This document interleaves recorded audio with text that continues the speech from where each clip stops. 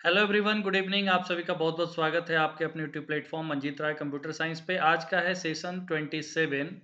इससे पहले के सेशन में हम लोग कंप्यूटर आर्किटेक्चर के इम्पोर्टेंट टॉपिक्स को पढ़े थे, जैसे types of computer architecture, level of computer architecture and कल जो हम लोग सेशन में पढ़े वो था addressing modes, different type of addressing modes.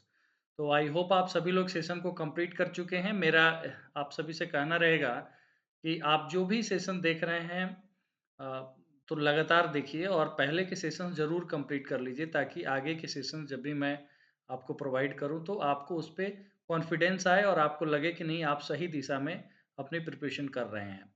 आज के सेशन में आप देखेंगे स्क्रीन पे इम्पोर्टेंट 20 एमसीक्यूज़ डिस्कशन। तो इसमें ये 20 एमसीक्यू के माध्यम से आपका एक तरीके से रिवीजन भी होगा, एक तरीके से आप डिफरेंट टॉपिक्स के बारे में समझेंगे भी और 20 क्वेश्चन में से ऑनेस्टली अगर अगर आप 15 क्वेश्चन का सही आंसर दे देते हैं, तो आप ये समझिए कि आपकी तैयारी है, वो सही दिशा में जा रही है और जो क्वेश्चन यहाँ इंक्लूड किया गया है, वो एकदम as per the level of the examination. इसमें कहीं भी इफ एंड बट नहीं है, इसलिए इस 20 क्वेश्चन को आप बनाइए और हमें कमेंट करके बताइए भी, जो लोग भी सेशन बाद में देखें, कि कितना आपका आंसर सही हो रहा है। तो ये ज़रूर बताइएगा ताकि मुझे भी एक असेसमेंट मिल पाए कि हमारे जितने भी व्यूअर हैं या हमारे जो एस्पिरेंट्स जो लोग हमसे जुड़े हुए हैं, वो लोग कितना सही आंसर कर रहे हैं और 20 क्वेश्चन ही है, मात्र 20। बट ये 20 क्वेश्चन बहुत इम्पोर्टेंट है और अलग-अलग एरिया से लिया गया है। उसमें कुछ क्वेश्चन है वो पिछले टॉपिक से भी है, मतलब जो कल हम लोग डिस्कस किए थे और बाकी नेटवर्किंग में जो हम लोग पढ़े थे, ऑपरेटिंग सिस्टम में पढ़े थे, ऐसे तमाम एरिया से इम्पोर्टेंट क्वेश्चन को यहाँ कंपाइल किया गया है। तो चलिए आज का जो क्वेश्चन नंबर 1 है सेशन 27 का, एक बार आप सभी लोग सेशन को लाइक ज़रूर कर दीजिए क्योंकि देखने वालों की संख्या ज़्यादा रहती है और लाइक बटन कम दबाया हुआ रहता है, तो लाइक ज़रूर कर दीजिए सेशन को। पीडीएफ टेलीग्राम चैनल जॉइन कर लीजिए, पीडीएफ वहाँ पर आपको प्रोवाइड किया जाता है, चैट बॉक्स में लिंक भी दिया गया है। देखिए यहाँ पे representation of data structure question number 1 है। क्वेश्चन नंबर 1 को पढ़िए ध्यान से। Representation of data structure in memory is known as. Question फिर मैं रिपीट करता हूँ। Representation of data structure in memory is known as recursive, abstract data type, storage structure, file structure, none of this. क्या होगा answer, आप सभी लोग बताइए और अपना काउंट करते रहिए आप कितना सही आंसर कर रहे हैं। This is called abstract data type. Option B is right. Question number 2 है, network layer firewall works as a, fill in the blanks है। ये क्वेश्चन जो है आईबीपीएस आईटी ऑफिसर में पूछा गया, स्पेशलिस्ट ऑफिसर 2017 में। जैसा मैंने रिकमेंड भी किया था कि प्रीवियस ईयर के ये सब क्वेश्चंस जो हैं वो अच्छे लेवल के होते हैं, प्रैक्टिस के हिसाब से बहुत अच्छा रहेगा आपके एग्जाम पॉइंट ऑफ व्यू से। Network layer firewall works as a frame filter, packet filter, bit filter, both A and B, none of this. क्या होगा आंसर बताइए। नेटवर्क लेयर फायरवॉल आपसे पूछा गया है। नेटवर्क लेयर फायरवॉल, सबसे पहले आप जानते हैं फायरवॉल करता क्या है।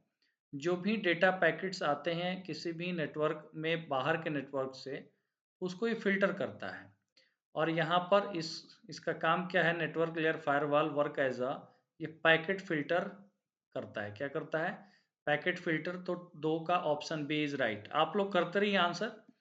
क्वेश्चन नंबर 3 का में क्या पूछा गया है, router receives a packet, router receives a packet with destination address.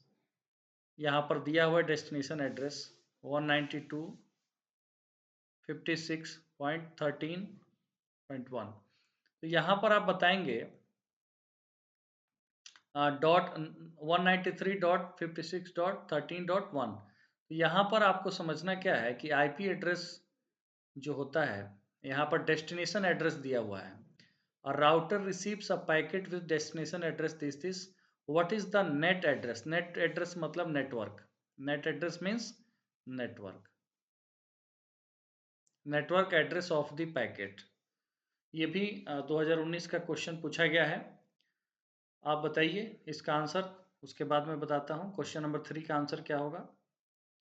आप लोग याद करिए, जब मैं आईपी एड्रेस क्लासेस और बहुत ही अच्छे ढंग से मैंने इस टॉपिक को कराया था, वो भी आपके इस चैनल पे ही। तो आप लोग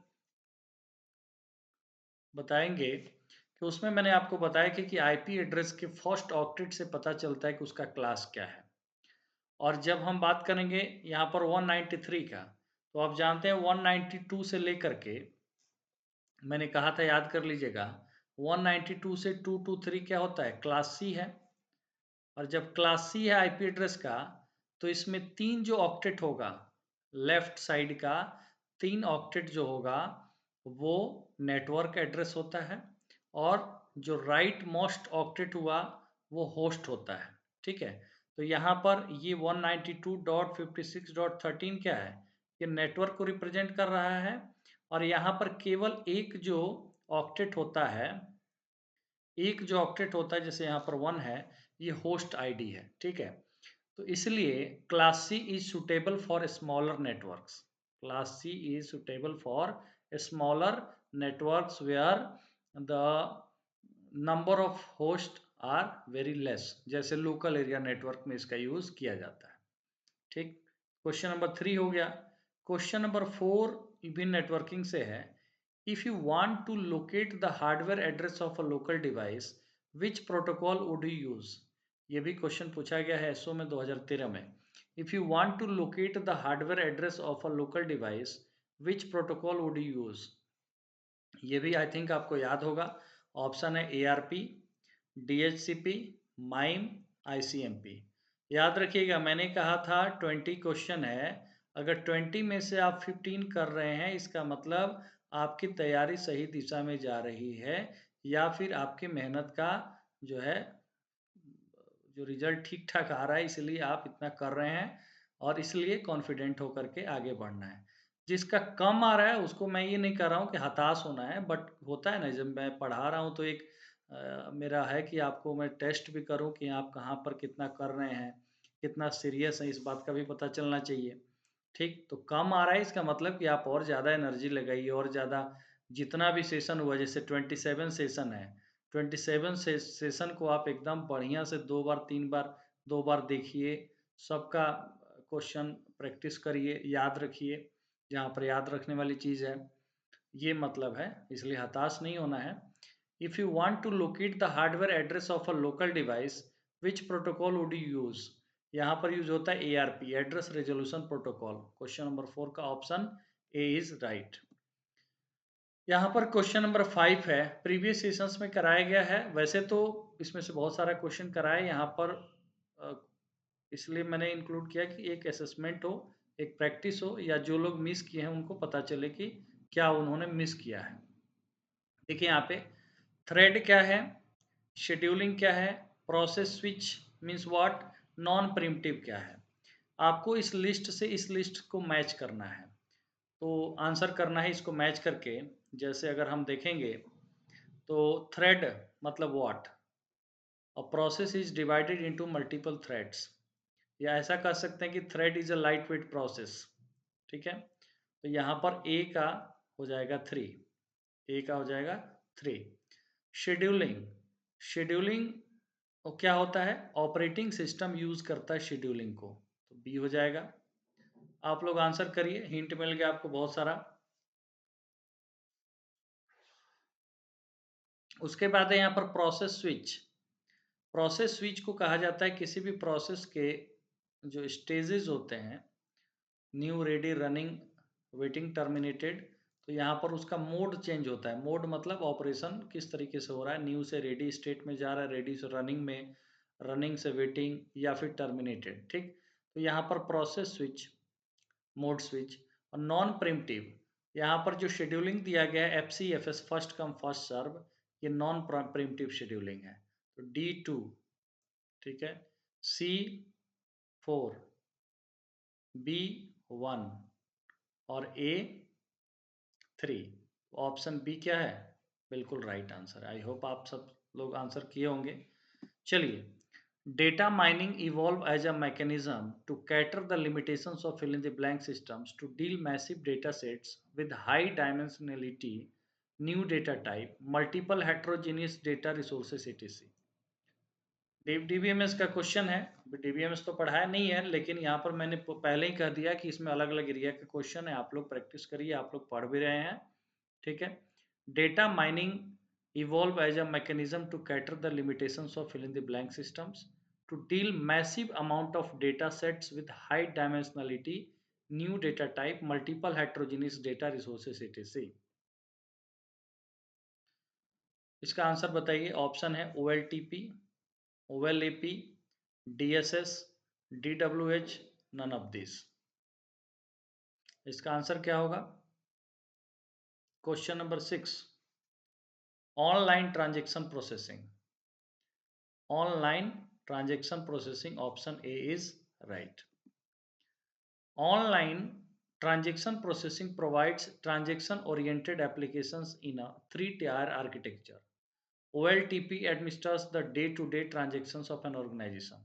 Online transaction provides online transaction processing जो है क्या प्रोवाइड करता है? It administer to day to day transaction of an organization के डे टू डे ट्रांजेक्शन से रिलेटेड होता है online transaction processing. Online analytical processing consist of a type of software tool that is use for data analysis for business decisions. OLAP का use किया जाता है किसके लिए? डेटा एनालिसिस के लिए। ऑनलाइन एनालिटिकल प्रोसेसिंग नाम से ही पता चल रहा है, ठीक है। इसका काम है डेटा एनालिसिस के लिए, बिजनेस डिसीजंस के लिए जो डेटा एनालिसिस होता है इसमें यूज होता है, ठीक। नेक्स्ट क्वेश्चन नंबर 7 है, white box testing software engineering से है। A software testing technique is sometimes called. White box testing, a software testing technique is sometimes called graph testing, basis path, glass box testing, data flow testing, loop testing. White box testing को clear box testing भी कहा जाता है। क्यों कहा जाता है? क्योंकि यह इंटरनल एक तरीके से एप्लीकेशन का इंटरनल पार्ट को टेस्ट करता है, उसके वर्किंग को टेस्ट करता है। तो यहाँ पर आप देखेंगे इंटरनल वर्किंग को, तो व्हाइट बॉक्स टेस्टिंग को क्लियर बॉक्स टेस्टिंग भी कहा जाता है। इसे ट्रांसपेरेंट टेस्टिंग भी कहा जाता है। इसे ग्लास बॉक्स टेस्टिंग भी कहा जाता है। ऑप्शन सी इज राइट, ठीक है। अगले क्वेश्चन पे चलते हैं। क्वेश्चन नंबर 8 है, black box testing sometimes called data flow testing, loop testing, behavioral testing, graph testing, none of this. इसको कुछ इस तरीके से आप रिलेट करके याद रख सकते हो। ब्लैक बॉक्स का मतलब हुआ, मान लीजिए कोई भी जैसे टेलीविजन है, अब उसके अंदर क्या है आपको कुछ पता नहीं है, आप सीधा ऊपर से उसको देख रहे हो, ठीक से काम कर रहा है, स्क्रीन सही से आ रहा है, ठीक, पावर सप्लाई ठीक है, मतलब आप अंदर के चीज़ों से कंसर्न नहीं हो, ठीक है, ऊपर बाहर की चीज़ों से। तो ये बिहेवियरल टेस्टिंग होता है। क्या होता है? बिहेवियरल टेस्टिंग होता है। Option C, black box testing sometimes called behavioral testing. Question number 9 है, multiplexing is used in. Multiplexing आप जानते हैं क्या है? मल्टीप्लेक्सिंग होता है जब मल्टीपल लाइन से सिग्नल आ रहा हो, उसको कंबाइन करके एक मीडियम के थ्रू ट्रांसमिट करना मल्टीप्लेक्सिंग है, ठीक है। जैसे ऐसे आ रहा है, अब इसको ए के थ्रू पास करना, ये मल्टीप्लेक्सिंग है। तो मल्टीप्लेक्सिंग किस में यूज होता है? पैकेट स्विचिंग में, सर्किट स्विचिंग में, डेटा स्विचिंग में, पैकेट एंड सर्किट स्विचिंग में, none of this. Question number 9 का आंसर बताएंगे। Multiplexing is used in circuit switching. अगले क्वेश्चन पे चलते हैं। What is SQL server? SQL server के बारे में आप जानते हैं और काम भी किए होंगे। SQL server is a relational database management system. SQL Server is a software whose main purpose is to store and retrieve data. SQL Server is a highly secure server and does not allow any database file manipulation during execution. All of the above, none of this. What is SQL Server? SQL Server is nothing but relational database management system. Option A is right. Question number 10 का option A. Microsoft SQL Server is a relational database management system. It was created largely to compete with the MySQL and Oracle databases. MySQL है और Oracle database है, और उसका ये एक तरीके से कह सकते हैं कि कंपटीशन में एक अदर एसक्यूएल सर्वर माइक्रोसॉफ्ट का प्रोडक्ट है जो RDBMS है, रिलेशनल डेटाबेस मैनेजमेंट सिस्टम है। क्वेश्चन नंबर 11 है, who is the inventor of artificial intelligence? Artificial intelligence का इन्वेंटर कौन है, बताएंगे इसमें से? ये सब तो इजी क्वेश्चन होता है अगर थोड़ी बहुत अवेयरनेस से रिलेटेड क्वेश्चन है। आप ये नहीं कह सकते कि कोई कॉन्सेप्ट से जुड़ा क्वेश्चन है, बेसिक अवेयरनेस इसका भी बहुत ज़रूरी होता है एग्जाम में। कई बार 4-5 क्वेश्चन रहते हैं, वो अवेयरनेस आपका ठीक है, जैसे फुल फॉर्म्स वगैरह याद है या इस तरीके के क्वेश्चन बेसिक अवेयरनेस ही है अलग अलग फील्ड का, तो उससे आप बना पाते हैं। John McCarthy, option C is right.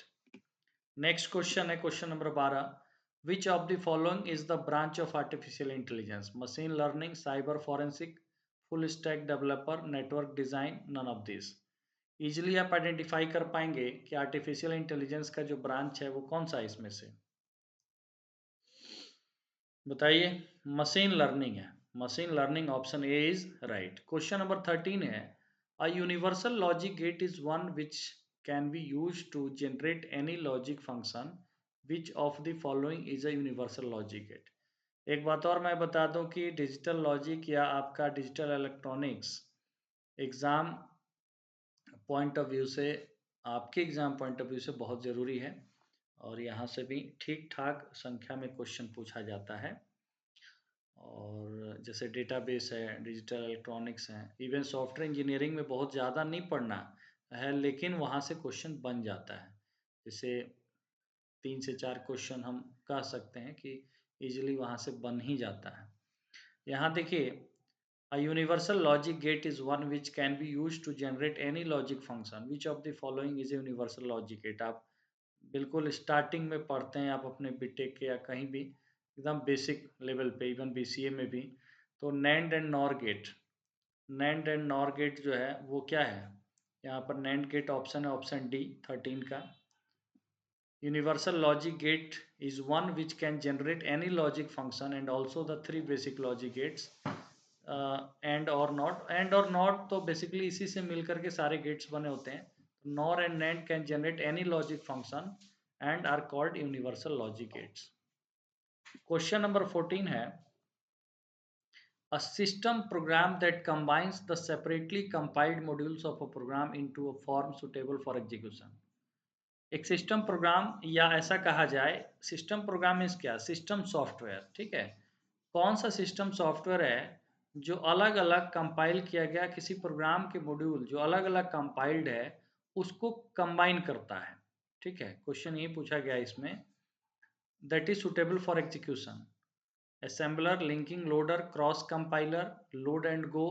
Cross compiler से जुड़ा हुआ क्वेश्चन एक दिन कराए थे, याद है आपको तो।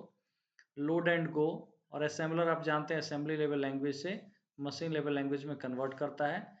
लिंकिंग लोडर जो होता है, लिंकिंग लोडर एक सिस्टम सॉफ्टवेयर है विच combine that combine the separately compiled modules of a program into a form suitable for execution। तो ऑप्शन बी इज राइट।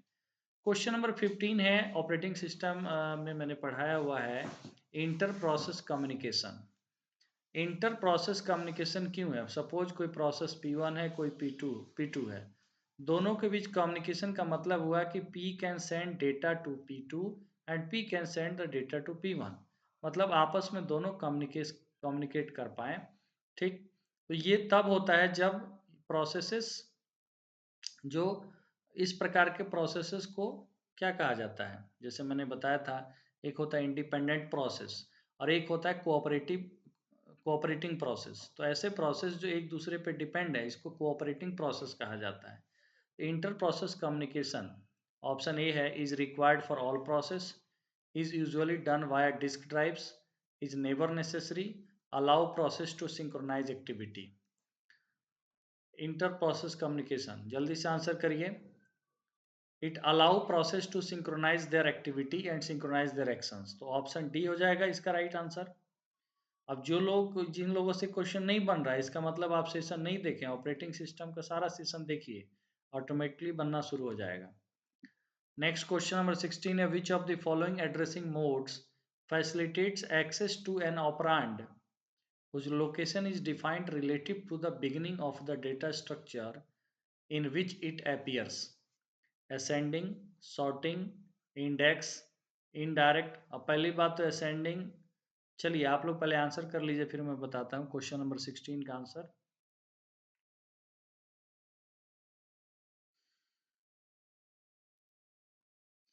इस एड्रेसिंग मोड को कहा जाता है इंडेक्स एड्रेसिंग मोड। क्यों? क्योंकि यहाँ पर मेमोरी के ये क्या करता है, which of the following addressing mode facilitate access to an operand whose location is defined relative to the beginning of the data structure in which it appears।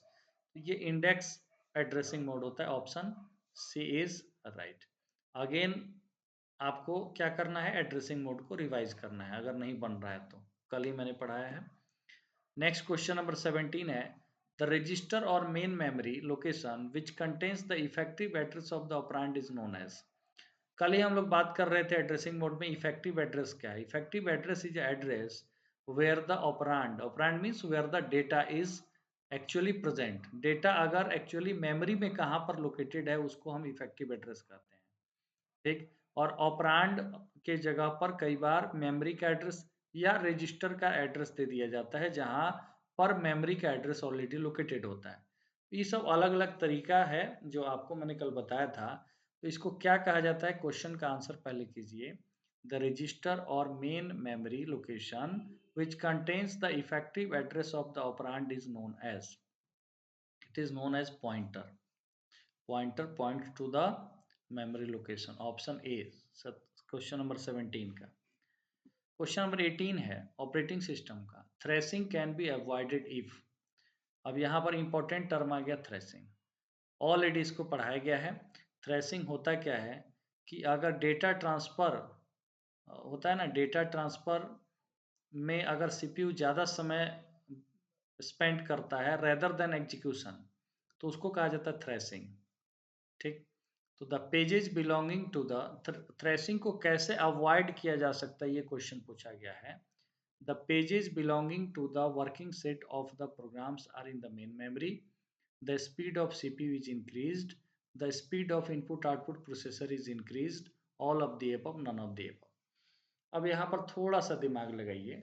Basically threshing में होता क्या है, थ्रेसिंग क्यों होता है, क्योंकि अगर सीपीयू अगर प्रोसेसर को किसी भी डेटा की ज़रूरत है तो उससे रिलेटेड या पेज, उससे रिलेटेड पेज को क्या करता है, मेन मेमोरी में लोड करता है। कई बार लोड करना सेकेंडरी मेमोरी से मेन मेमोरी में लाने में ज़्यादा समय व्यतीत हो जाता है रेदर देन एग्जीक्यूशन, ठीक। तो उससे waste of the time, processor का टाइम वेस्ट होता है। तो अगर जिस प्रोसेस को प्रोसेसर एग्जीक्यूट कर रहा है उस प्रोसेस को वर्किंग सेट कहा जाता है, ध्यान दीजिए। The process which are currently under execution are known as working set. और उस प्रोसेस से रिलेटेड अगर पेज ऑलरेडी मेन मेमोरी में है तो प्रोसेसर को उसको लोड करने की ज़रूरत नहीं है और इससे थ्रेसिंग को अवॉइड किया जा सकता है। Option A is right. I think समझ गए, इतना तो समझ गए जिससे क्वेश्चन हो जाए। बाकी आप इसको भी जाके ऑपरेटिंग सिस्टम वाले टॉपिक को पढ़िए, जो लोग नहीं देखे हुए हैं उस सेशन को देखिए। क्वेश्चन नंबर 19 है, in which addressing mode content of a register specified in the instruction are first decremented and then these contents are used as an effective address of the operand। तो जब भी आ जाए कि जब इसको डिक्रीमेंट किया जाता है and these contents are used as an effective address of the operand, then this is called auto decrement, ठीक है। कल ही हम लोग पढ़े हैं, ऑटो डिक्रीमेंट मोड कहा जाता है। क्वेश्चन नंबर 20 है, the dispatcher fill in the blanks actually schedules the task into the processor, puts task into input output wait, is always small and simple, never changes and task priorities, none of the above।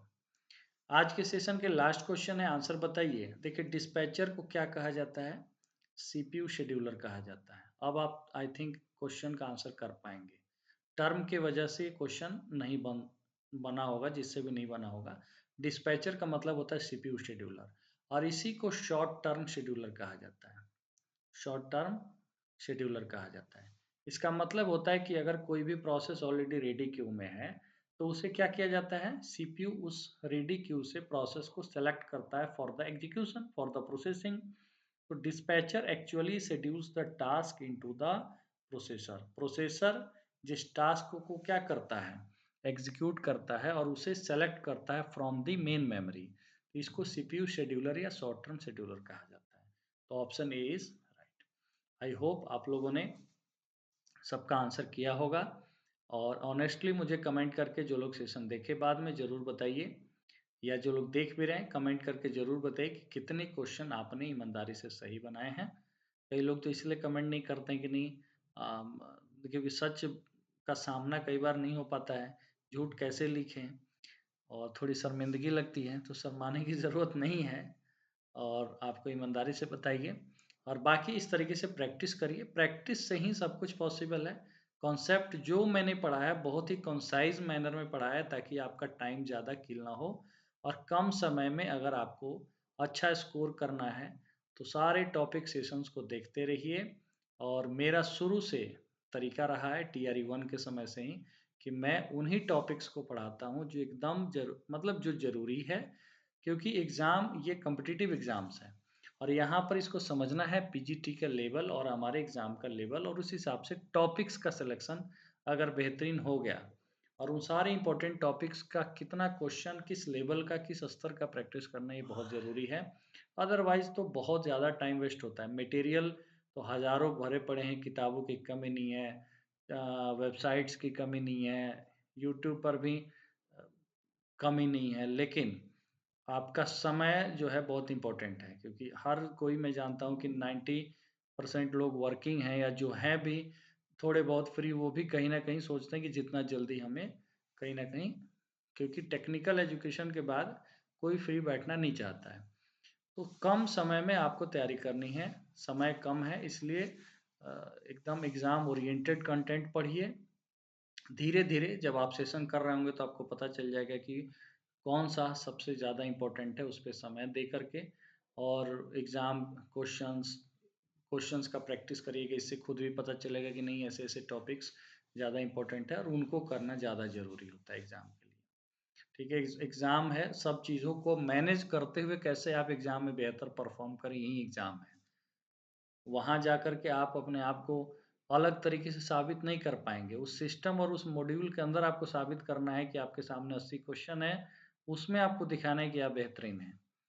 हो सकता है कि आपके पास बहुत ज़्यादा अलग-अलग specialisation, बहुत ज़्यादा डीप नॉलेज हो बहुत सारी चीज़ों का, लेकिन जब 80 क्वेश्चन का क्राइटेरिया सेट हो जाता है, तो वहाँ पर सबको एक जगह लाकर बैठा दिया जाता है कि आप इसमें आप अपना 80 प्लस 40 में अपना बेहतरीन कैसे परफ़ॉर्म कर रहे हैं। तो वो होता है टाइम मैनेजमेंट से, प्रैक्टिस से, और selection of the topics, syllabus की अच्छी समझ, अंडरस्टैंडिंग, इन सब को डेवलप करके आप इसको हासिल कर सकते हैं। बाकी मैं ज़रूरी टिप्स मैं देते ही रहता हूँ हमेशा। आप लोग रेगुलर रहेंगे सेशंस में तो सब कुछ आपको पता चलेगा, और इसीलिए आप पढ़ते रहिए, सेशन को लाइक और ज़्यादा से ज़्यादा शेयर करते रहिए स्टडी रिलेटेड ग्रुप्स में, ताकि मेरे साथ जुड़ करके तैयारी करने वाले की संख्या बढ़े और ये परिवार बड़ा हो, और हमें भी लगे कि नहीं, हमें ज़्यादा से ज़्यादा टाइम डिवोट करना है, समय देना है। चलिए, bye bye, thank you, good night.